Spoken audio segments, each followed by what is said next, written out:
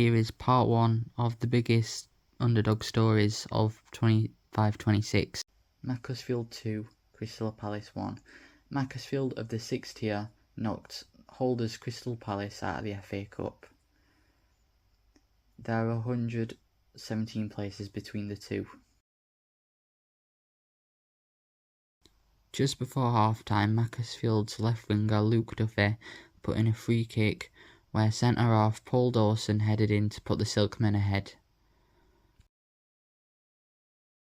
In the 61st minute, Isaac Buckley-Ricketts put the Silkmen 2-0 up. Yerry Mapino did score a free kick in the 90th minute to get one back for the Eagles, but it was too late. Bodo Glimt's miracle European run. At first, Bodo Glimt didn't look like a team that would pull up any trees in the Champions League.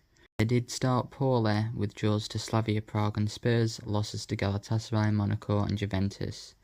After that, they never looked back, getting a 2-2 draw away at Dortmund, beating City at home, beating Atletico Madrid away, beating Inter home and away, and winning the round of 16 first leg against Sporting CP by 3-0. However, in the second leg, Sporting Lisbon scored 3 in normal time, and then Maxi Araujo and Rafael Nel scored goals in extra time to beat the Norwegians by 5-3 on aggregate. Getafe qualifying for the Conference League. Getafe finished 7th in La Liga, therefore qualifying for the Conference League. Getafe is a club who is managed by Jose Bordalas, known for his pragmatic style of play. Other football fans call it Harambol. They usually finish around 15th in La Liga. They usually have one of the lowest wage bills in La Liga. They don't sign flashy players, they sign players that fit their defensive physical style of play, such as Luis Vasquez, who is your classic target man, Martin Satriano, who is good at pressing, linking up play and work rate. They also sign defenders that fit their style, such as Zaid Romero and Abdelkabir Abkar. Mauro Arambare is a crucial part of their midfield, being a physical shield for Getafe's backline. His midfield partner, Luis Mia, is more of a playmaker, getting 10 assists for Getafe this season. Sunderland qualifying for the Europa League. Sunderland, in their first season back in the top flight since 2016-17, qualified for the Europa League by finishing 7th.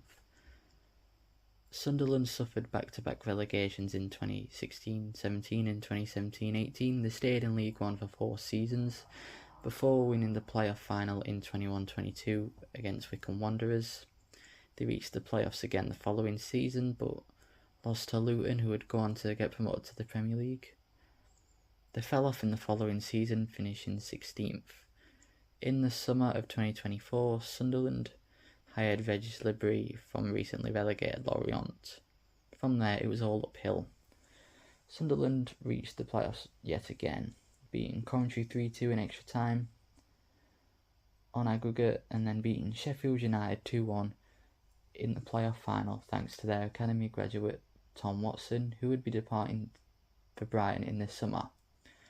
Sunderland made some incredible signings this summer, such as former Arsenal midfielder Granit Xhaka, Nodi Mukiele from PSG, Robin Roos from NEC in the Netherlands, and Brian Brobby from Ajax. Yesterday, they beat Chelsea by 2-1 to qualify for the Europa League.